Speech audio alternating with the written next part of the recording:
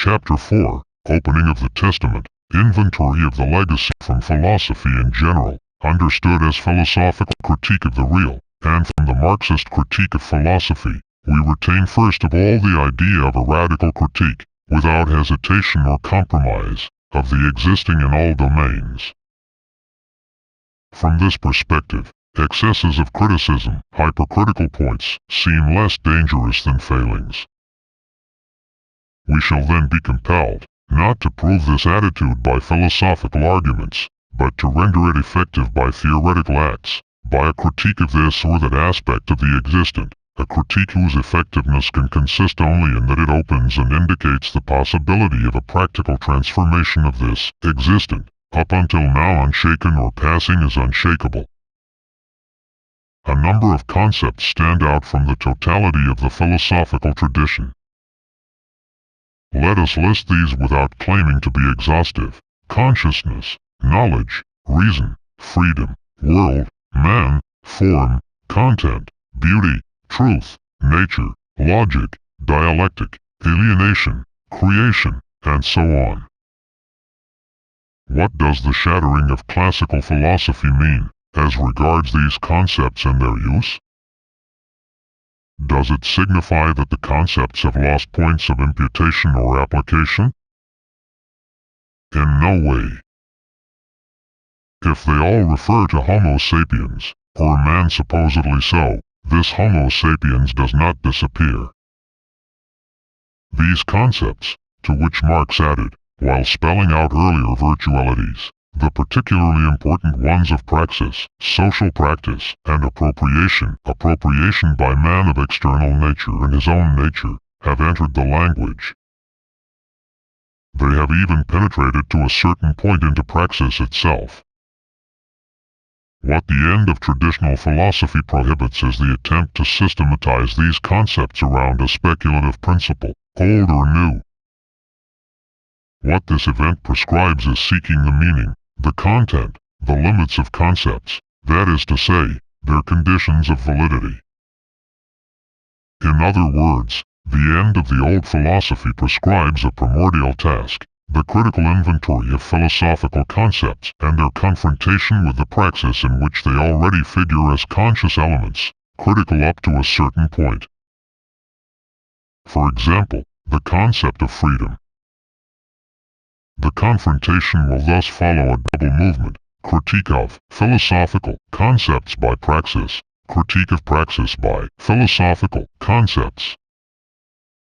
This presupposes a clarification that bears first of all on this fundamental concept, praxis, social practice, a concept revealed by Marx but not completely spelled out by him, and rather obscured by subsequent Marxism. This clarification must also bear on the instruments and means of theoretical labor, formal logic and dialectical reason, their relationships, their areas of validity and application. From research already made, it results that one concept deserves particular attention: the concept of alienation. What is its scope? What does it enable us to understand? What does it enable us to change?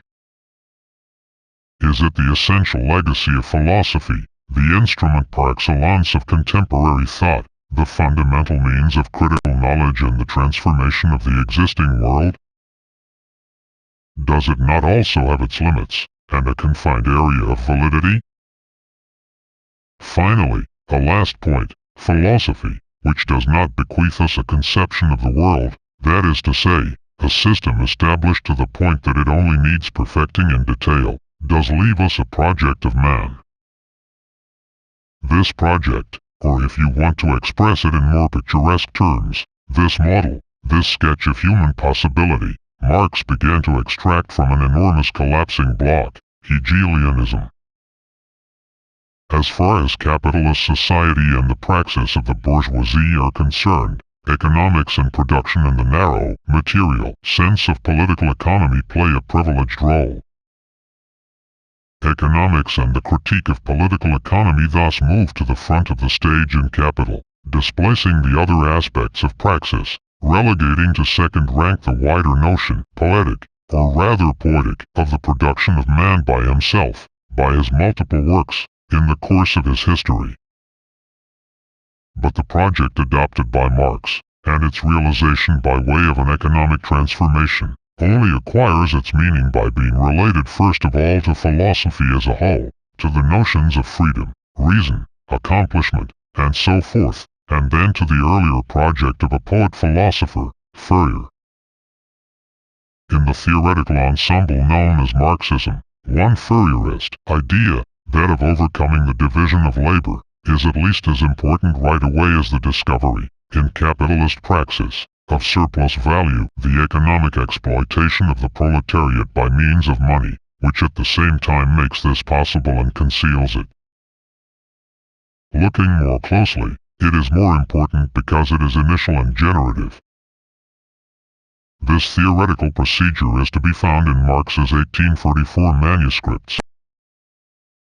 In order to understand alienation, Marx reconstitutes the path of disalienation. Fourier, he writes, conceived labor leveled down, fragmented, and therefore unfree as the source of private property's perniciousness, which is to be annulled as such, Proudhon. One Fourier imagined the subsequent superseding of the division of labor, that is to say, his project was expressed in images, utopian dreams. As Marx notes in the text just quoted, Fourier imagined this superseding in terms of agricultural labor, conceived as labor par excellence. He dreamed the life of his phalanstery in terms of a return to man's natural origins.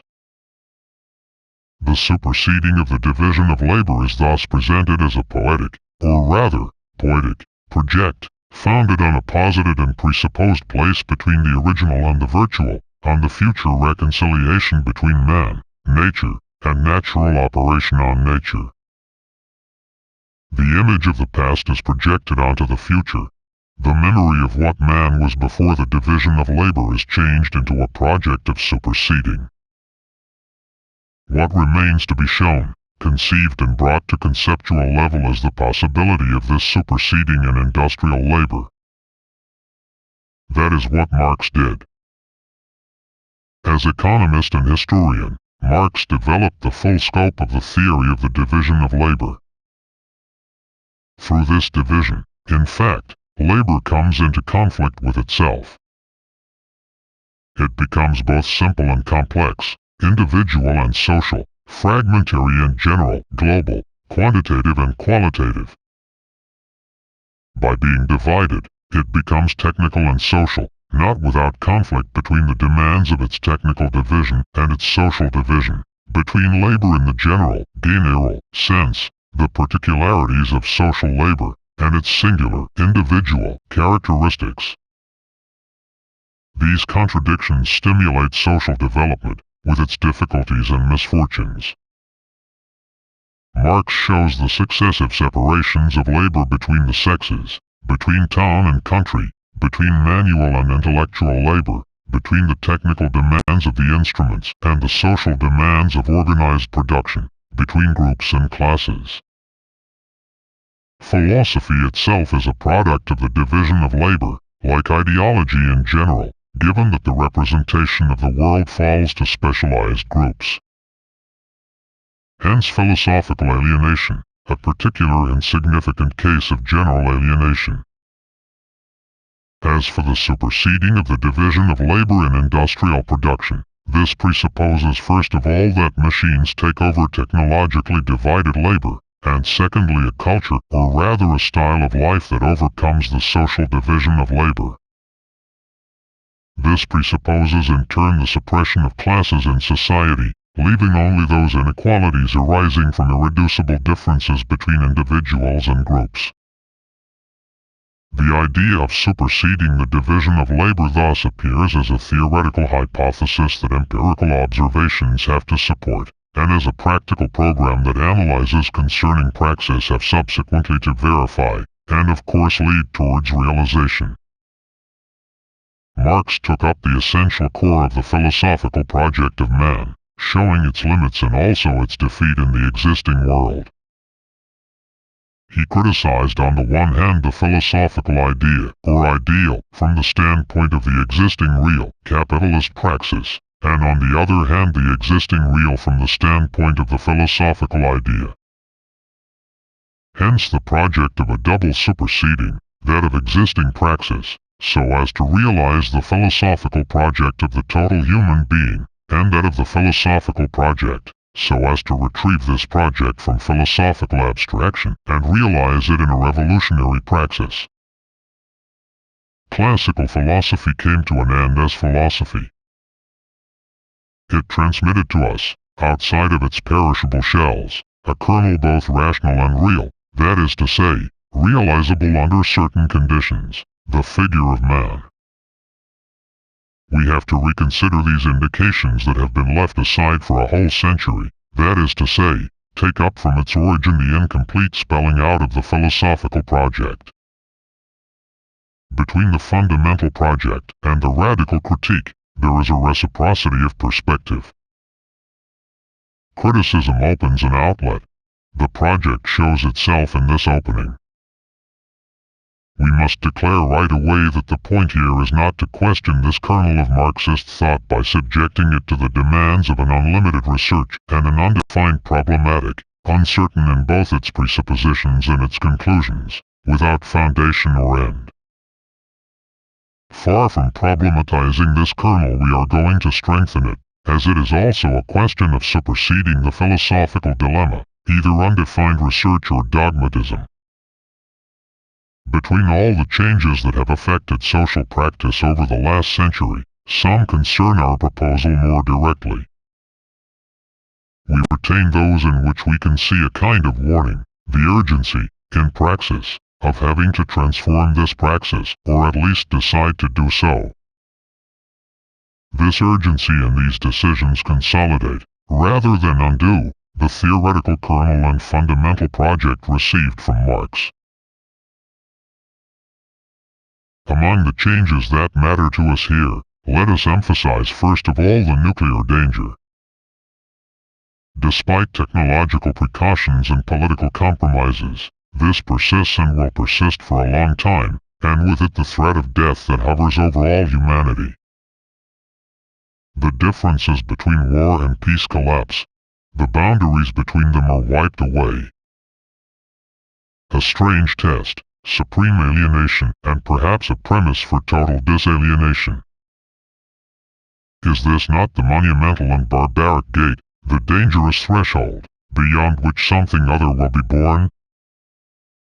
Through the danger on a planetary scale, philosophical representations of being and nothingness, of life and death, are reduced in fact to their state of abstraction.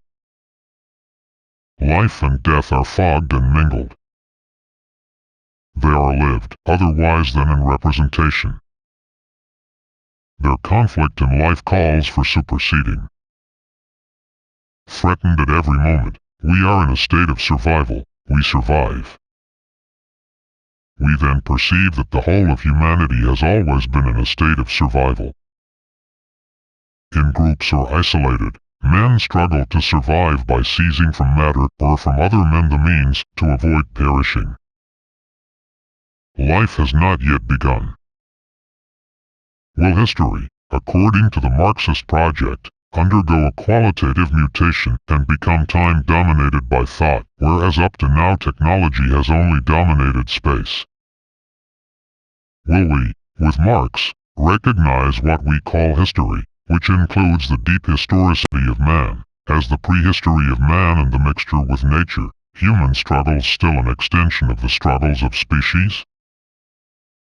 Whatever happens, the mutation will take place under the sign of mortal threat. This threat is accompanied by contradictory phenomena, a general, apparent, passivity, an aspiration, real, that is to say, entering into the real, for something else, a rejection of the fait accompli and of possible catastrophe. These phenomena only have their meaning in and through the risk that, threatening the whole planet, contributes to constituting worldness, mondialité, in praxis. With life and ruin mingling in a conflict that is hidden but acute, a new life needs to arise from this. The threat, and more than the threat, the constant actuality of planetary destruction, precedes entry into planetary life. We cannot conceive of humanity emerging from the era of nuclear danger without a radical mutation of ideas and representations, of ethics and aesthetics. The questioning of man and the planet cannot but transform man and his relationship with the earth that he occupies. The aleatory intervenes and can be recognized in all domains. Each moment is seen as a gain, a chance. It has been won. It has a kind of gratuitousness. It is accepted as a reward or gratification. Will this dangerous game, this mortal game that man plays with the world and with himself, not create new participations of man in humanity and in the world?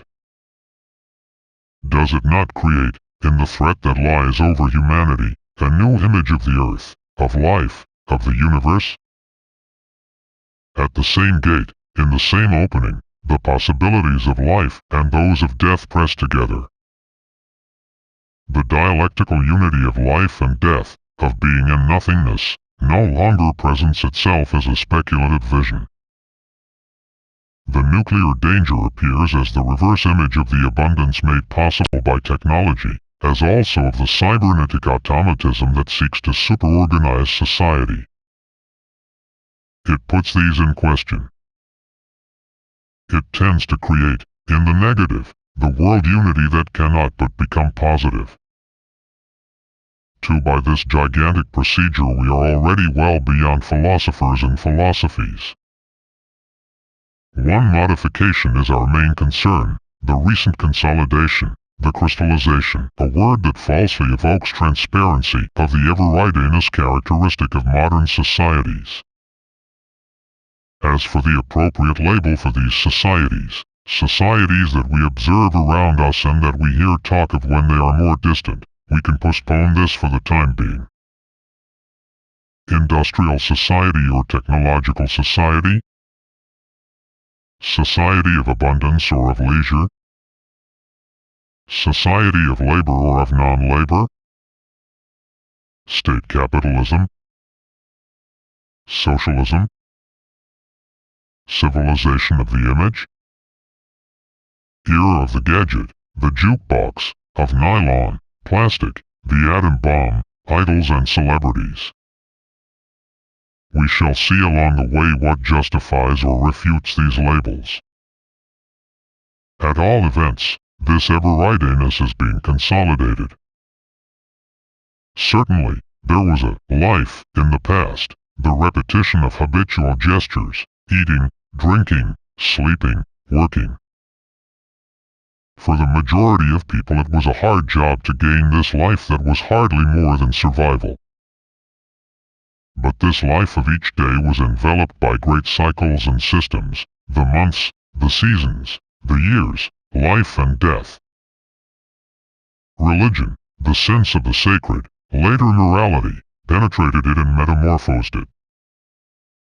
What contemporary sociology and ethnography call cultures, applying to other societies a term that has acquired a precise meaning in our modernity, a procedure that does not avoid misunderstandings and anachronisms, transfigured life, their concrete systems, extended into the everyday. More exactly, they were not systems, cultures in the present-day sense, in which culture becomes information, and is dispersed in its dissemination. They were styles of life, of works, of civilizations. To understand this better, let us take a step back, though not too far. A century or a century and a half ago, every man had reached masculine maturity. He put away the dreams of adolescence as renunciation and resignation. He sought to realize himself in an everyday life tackled with experience and enriched by this experience. With adult age he attained a certain plenitude, a beloved wife, a trade, children to educate. The home was the symbol of this plenitude. This was the end point and the meaning of a period of childishness and adolescence, apprenticeship for life. After this apprenticeship, maturity began. We recognize here the theme of the Bildungsroman, and especially Goethe's Wilhelm Meister. Today, everyday life no longer realizes. It relegates to the rank of mythic images apprenticeship. Life is learned quickly. It is enough to let oneself go, passively. Adult age, fatherhood, entry into life. Georg Lukács, eminent thinker that he was, conceived his theory of the novel without taking history into account. Goethe's novel, according to him, had as its theme the reconciliation of the problematic individual, guided by his lived experience of the ideal, with concrete social reality, whereas a sentimental education contains only the romanticism of disillusionment. But something took place in the interval between these two authors, Goethe and Flaubert. What then, if not the beginnings of the establishment of the everyday? Today, everydayness involves the split of real life into separate, functional, organized sectors, structured as such: work, in a firm or office; private life, in the family; the place of habitation, leisure. The separation of these three domains can be read on the ground in human agglomerations as they have become, and as they are constructed. In the town and the city, these aspects of human life were formerly united, not without certain serious inconveniences. Today, in their separation, they are linked by common characteristics, constituting in this way the unity of the everyday. What are these characters that the separate sectors share by way of an implacably analytic praxis? At work, passivity, the inevitable acceptance of decisions taken elsewhere and handed down from above. In private life, the various conditionings, the manufacturing of the consumer by the manufacturer of objects. In leisure, the world, made into image and spectacle. In brief, everywhere passivity, non-participation. Thus, everydayness is increasingly reduced to the repetitive, which is no longer that of the great cosmic rhythms and cycles, but that of linear time, mechanical gestures, and movements commanded by signals. In leisure time, by the intermediary of images, individuals and groups imitate, at a distance like abstract objects, celebrity, models. On its own level, or more exactly as a level, everyday life establishes and consolidates itself. It is systematized. It is subjected or controlled, in particular by the networks of circulation and communications, and by their technological demands. For certain people, and it is no bad thing to emphasize this point, everydayness is simply the residue that persists when everything that is determined activity, functional, institutional, is removed. This residue would then have no particular interest. It simply has to be accepted as such. To this we reply first of all that the functional and the institutional are not situated only in the higher spheres of the everyday. They enter into it. Bureaucracy, for example, is linked on one side to the state and on the other to everydayness. It introduces state forms, l'étatique, whose structure and activity it imitates, into the everyday. Besides, the separation of everydayness into sectors, this modern split in the human, is also functionalized and institutionalized. We encounter here the notion of residue, and raise a question that will recur several times again: is this residue not what is most precious? We shall need to repeat this question apropos history, poetry, dialectics, tragedy, and also the individual. Everydayness raises new questions. And first of all, this one: do we accept it in its modalities, both strange, alienated, and trivial, inhuman and familiar, disjointed and monotonous?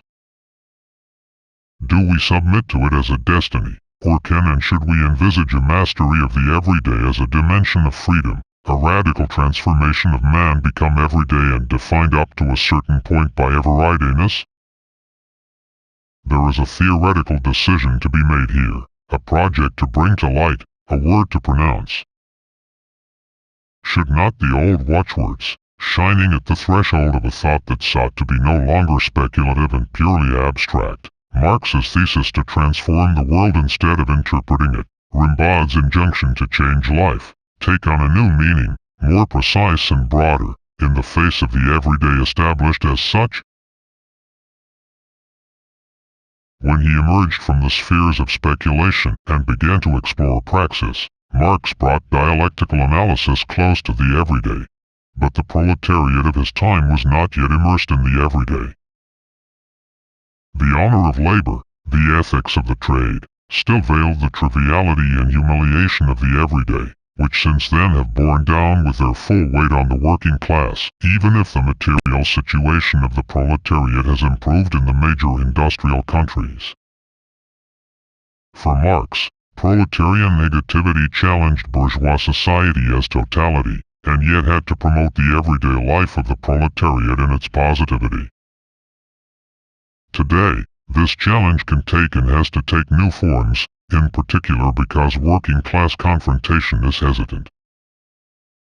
A new problem has arisen. Knowledge of the everyday, of human poverty and wealth, do not precede the theoretical project of its transformation. This project is not deduced from knowledge of the everyday, as a consequence from its premises. Knowledge and the project of transformation go together.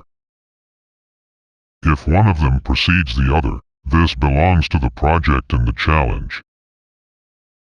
We cannot forget that for hundreds of millions of humans, perhaps billions, the question is not to change everyday life, but to reach an everyday life. But we do not forget either that Marx's revolutionary project only made sense for the advanced countries and the most advanced sectors of these countries.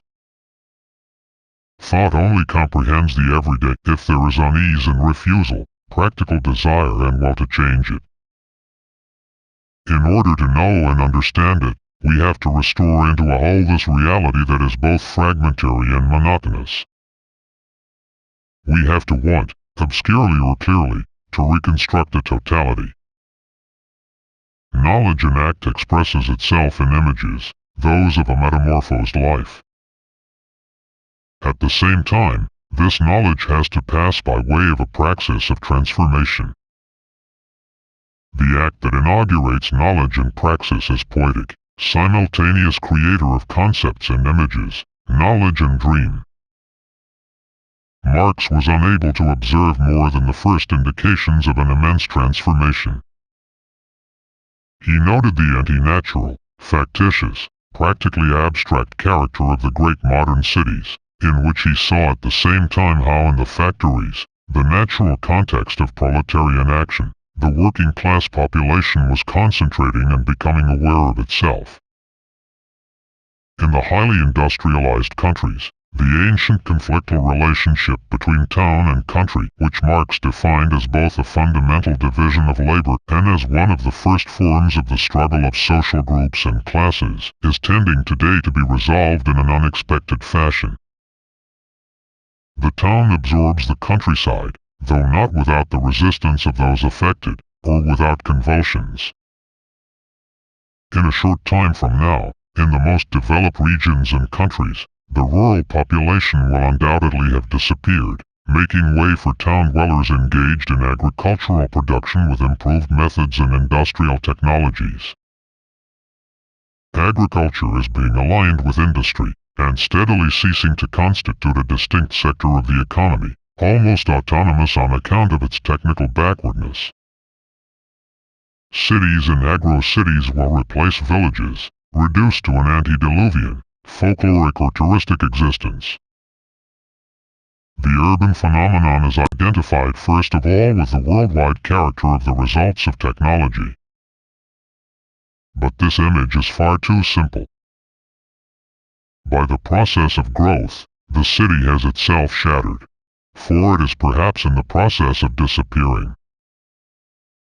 This is a hypothesis not exempt from risk, not verified up until now, but seductive and fruitful, precisely as an extreme strategic hypothesis. Demographic pressure, industrialization and the influx of people devoted to services, the so-called tertiary sector, which includes the free professions and the bureaucracy as well as commerce, transform cities into enormous human conglomerations that no longer have any form. They are called cities, out of habit. The urban phenomenon is dislocated by its development. The city, by its immoderate growth, projects fragments and debris far and wide. It is surrounded by suburbs, and beyond these suburbs by bungalows and housing estates. Whether the bungalows are modest or luxurious, whether the blocks of flats are large, small or medium, they no longer have much in common with the city. Throughout this time, the heart of the city deteriorates, is bureaucratized or simply decays. Will not the city be a social form almost as remote as the village?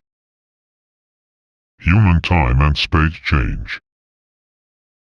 Is the breakup of the city not symbolic of the end of ancient works and a new relationship to be created between man and his works?